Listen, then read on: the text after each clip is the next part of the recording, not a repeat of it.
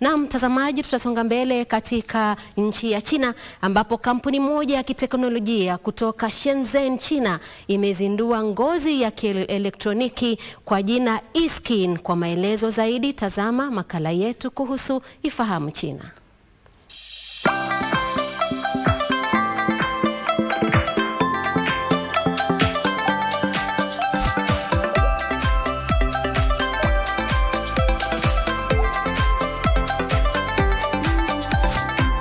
Ujambo na karibu katika kipindi cha Ifahamu China. Mimi ni Zakia Peng. Ikiwa ni sehemu ya maendeleo ya kitovu cha akili bandia nchini China, kampuni ya teknolojia mjini Shenzhen, mji ambao ni kitovu kikuu cha uvumbuzi kusini mwa mkoa wa Guangdong, imeunda ngozi ya kielektroniki nyembamba sana, ya kweli na inayoweza kuyumbuka, ambayo inawapa roboti hisia ya mguso sawa na ya binadamu. Binadamu huweza kupata hisia kuhusu hali ya hewa ya mazingira kupitia ngozi, ili kusaidia roboti kutambua mazingira yao vema. Sasa aina ya ngozi ya kielektroniki inayoyumbulika sana, nyepesi, ambayo inaweza kunyoshwa na kubanwa kwa urahisi, imeanzishwa ili kuiga ufanisi wa ngozi ya binadamu.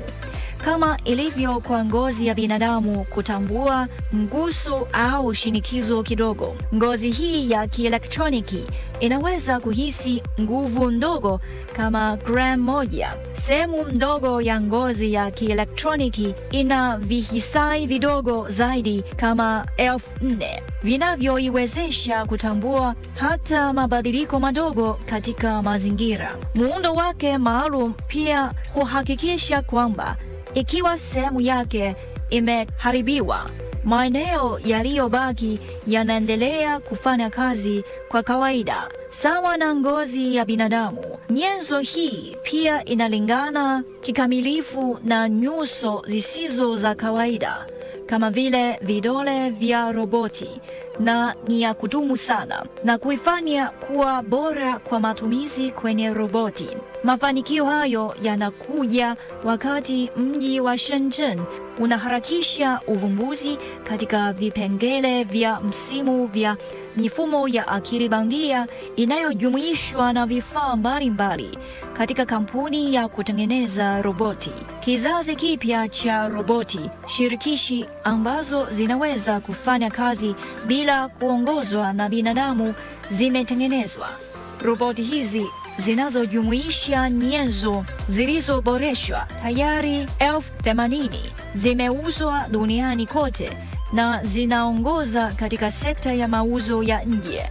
Ndani ya chumba cha maonyesho cha kampuni, roboti mpya iliyo na muundo wa akili bandia inaonyesha uwezo wake kwa kufanya utaratibu kamili wa ukarimu, kupunga mikono yake na hata kuwapa watu maji.